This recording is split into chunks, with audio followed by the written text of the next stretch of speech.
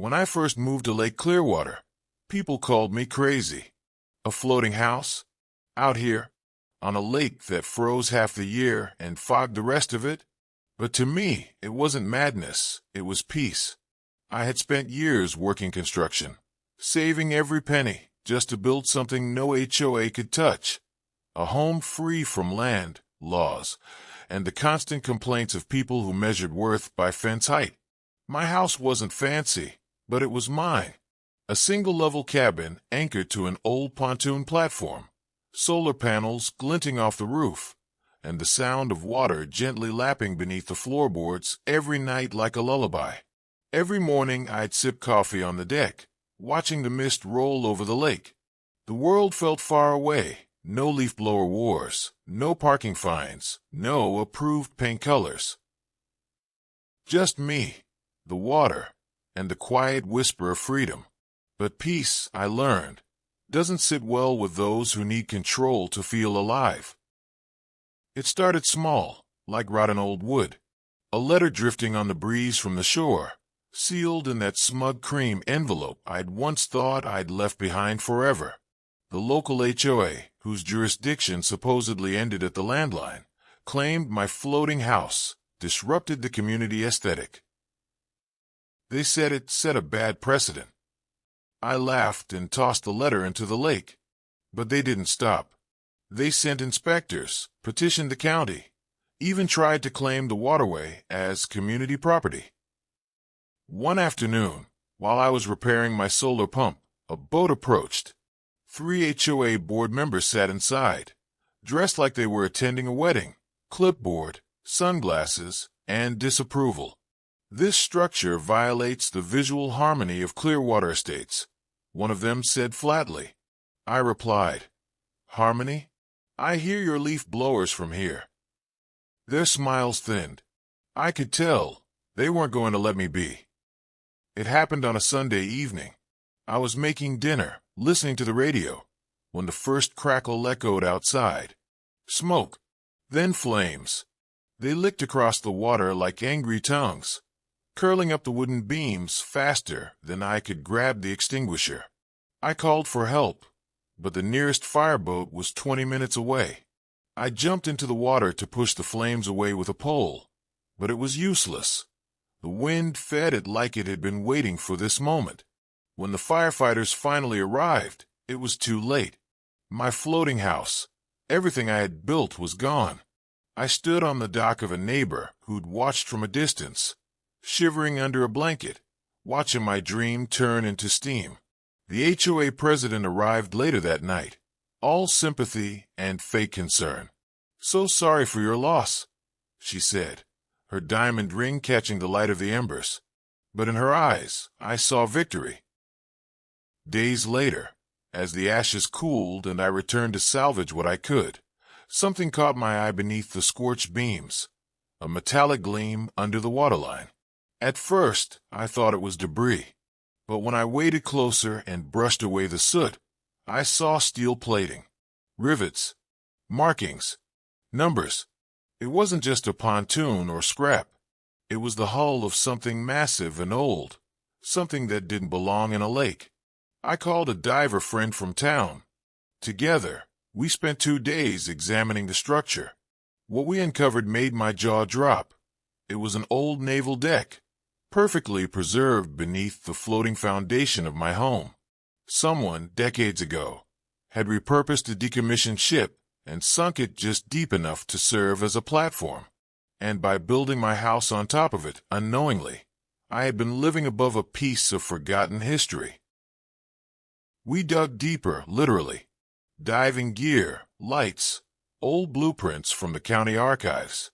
The ship had once been part of a World War II coastal defense vessel, repurposed and forgotten after the war. Somehow, it had found its way to Clearwater. Beneath the deck, we found sealed rooms, corroded metal corridors, filled with echoes of time. In one chamber, a rusted locker still bore the name Lieutenant A. Brooks. Inside it were waterlogged documents, faded photos, and a brass compass that still pointed true. News spread fast. Reporters came, Historians, too. The same HOA that had called my house an eyesore now claimed I had uncovered a valuable historical site belonging to the community. They wanted control again, but this time, I had something stronger than paper laws. I had proof of heritage, history, and human spirit. The county declared the site protected. The HOA was barred from approaching within 100 meters. I was offered the chance to rebuild, this time as caretaker of the Clearwater deck. With donations, volunteer help, and the same stubborn hope that once drove me to float away from control, I rebuilt, not just a house, but a story. The new home stood proud over the restored steel deck, a blend of old and new, wooden beams above, naval metal below. At night, the lantern light reflected off the water and the steel beneath it, glowing like memory. I kept Lieutenant Brooks' compass on the mantelpiece, its needle steady even when the storms rolled in. Months later, I learned the fire had been no accident. An investigation traced it to accelerants from the HOA's maintenance shed. Charges were filed. Justice came quietly, the way truth often does. But I wasn't bitter anymore, because from the ashes, something greater had risen, a connection between past and present, freedom and duty, memory and hope. Every evening, I'd walk out to the edge of my rebuilt deck and listen to the faint hum of the water against the metal hull. And sometimes, when the wind blew just right, it almost sounded like the sea itself whispering through time, like the ghosts of sailors long gone, reminding me that freedom always has a cost, but it's worth paying every time. Now, when people visit the Clearwater Deck Museum, they read the plaque that tells the story, not of a fire, not of a fight with an HOA, but of discovery. It says, "What was burned in greed was revealed by truth. Beneath every ruin lies a reason to rebuild." At sunset, I still sit with my coffee on the deck. The compass glints softly beside me. The lake reflects the sky like glass. I smile, not because I escaped the HOA, but because the fire they lit uncovered something no one else would have found. Sometimes destruction is just history trying to be seen again. And sometimes freedom isn't floating away. It's standing firm, even when they try to sink you.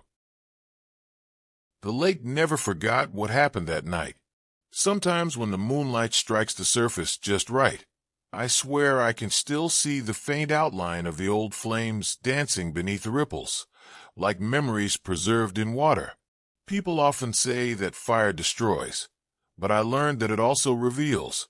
It burns away the lies, the vanity, and the shallow roots of pride, leaving behind only what was meant to last. The HOA dissolved after the trial. Their power, their meetings, their perfectly trimmed lawns, all turned to silence. The president moved away, but not before stopping by one last time. She stood at the edge of the dock, staring at the museum sign, and said quietly, "I suppose we were the ones who needed fixing, not your house." I didn't reply. Some lessons, like old ships, speak best in silence. During restoration, divers found something else inside the naval deck, a sealed message canister welded to the hull. Inside was a letter, perfectly preserved. It was written by Lieutenant Brooks himself, dated 1946. His words shook me more than the discovery itself. To whoever finds this ship, know that freedom is not anchored, it floats. It drifts, it fights storms, and it endures the fire of those who fear it. But if you care for it, it will always bring you home. I kept that letter beside the compass. Whenever I doubted the point of rebuilding, I'd read it again. Somehow, his words reached through time, as if he had known what would come. How another man, 70 years later, would fight for his own kind of freedom above the same steel deck. The first day the museum opened, the whole town gathered. Some came out of curiosity, others out of guilt. Children pressed their hands to the railing, staring down through the glass panels we'd built into the new deck, to see the old metal shining beneath. An old veteran stood beside me, eyes glistening, whispering that he once served on a ship just like this. For him, it wasn't just a deck. It was a grave, a memory, and a home reborn. Reporters asked how I felt, being the man who turned a fire into history. I told them I wasn't a hero. I was just a man who wanted a quiet place to live, and ended up finding the voice of the past beneath my feet. The crowd applauded, but in that moment, I wasn't thinking of them. I was thinking of the letter of Brooks, of how maybe he and I weren't so different after all. Years have passed now. The Clearwater deck still stands strong, steel and oak united beneath the endless sky. When storms roll in, the waves crash against the sides like a heartbeat, steady and defiant. Sometimes tourists ask if I'll ever move back to land. I just smile and say, lands where people build fences, waters where you learn to float. At night, when the lanterns around the deck reflect off the lake, they shimmer like constellations. I like to imagine each light as a story, a moment of defiance, a breath of courage, a whisper of freedom. And somewhere beneath it all, I know that old ship still hums softly, proud of what it became. Maybe that's what life really is, a long voyage where even the wrecks become part of the journey. Maybe the fire wasn't the end at all. Maybe it was the ocean's way of reminding me that what's meant to stay always rises again. Every year, on the anniversary of the fire, I light a small lantern and set it adrift across the lake. It glides slowly over the water, flickering against the night breeze. Some call it a ritual. I call it gratitude, because the fire that once destroyed my home gave me something far greater, a story, a purpose, a reason to listen to the whispers beneath the waves. When the lantern drifts out to the center, it always stops, right above where the naval deck sleeps below. The reflection dances, gold on black water, and for a moment, it looks as though the lake itself is alive, remembering. I can almost hear Lieutenant Brooks' voice in the distance, mingling with the wind. Every home deserves to float. Every spirit deserves to rise. I whisper back, I'm still floating, Lieutenant. And for a brief second, the lantern flares brighter, as if answering in salute. No one knows how long the Clearwater deck will last. Maybe decades, maybe centuries. But I've come to believe that some places remember the souls who dared to build upon them. The old ship beneath my home isn't just steel anymore, it's a heart. It carries the memory of war, fire, peace, and rebirth. And when I walk the deck at dawn, watching the mist curl off the lake, I feel them. The sailors, the dreamers, the rebels, the ones who refuse to be anchored by anyone else's rules. Their echoes rise with the fog, whispering through the still air. They burned your home, but you found your sea. I pause, hand on the railing, eyes on the horizon that stretches endlessly before me. The sun breaks through the clouds, scattering gold across the water like spilled light. And in that moment I understand.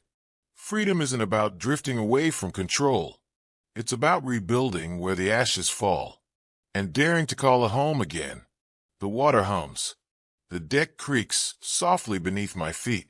And somewhere deep below, the old ship sleeps in peace, still carrying me, still rising, still free. There are mornings when the water lies so still that the lake looks like a mirror, reflecting not just the sky but time itself.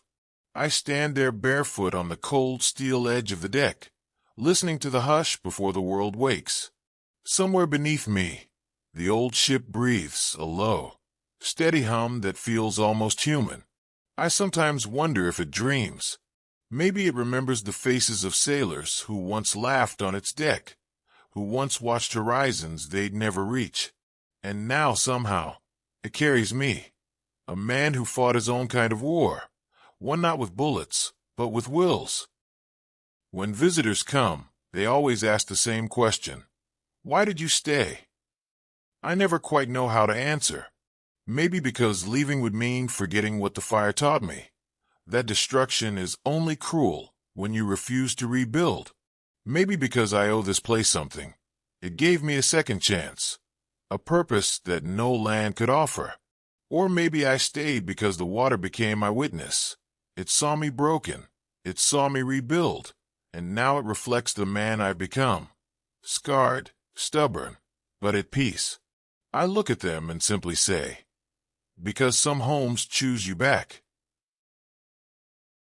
Every night, before I sleep, I walk the perimeter of the deck, lantern in hand, tracing the outlines of where my first home once stood. The boards creak, the waves whisper, and the stars shimmer faintly above, as if listening. The wind carries faint scents of salt and smoke, like echoes from two worlds meeting, the lake and the sea, the past and the present. I often imagine Lieutenant Brooks walking beside me, his shadow long and calm, the compass in his hand glinting faintly. Maybe he isn't gone. Maybe none of them ever are. Maybe they all live here, between the ripples and the rust. There are nights when storms return, fierce and wild, testing the deck's strength. Thunder growls across the sky, lightning rips the clouds open, and the rain falls like the memory of fire. But I don't run inside anymore.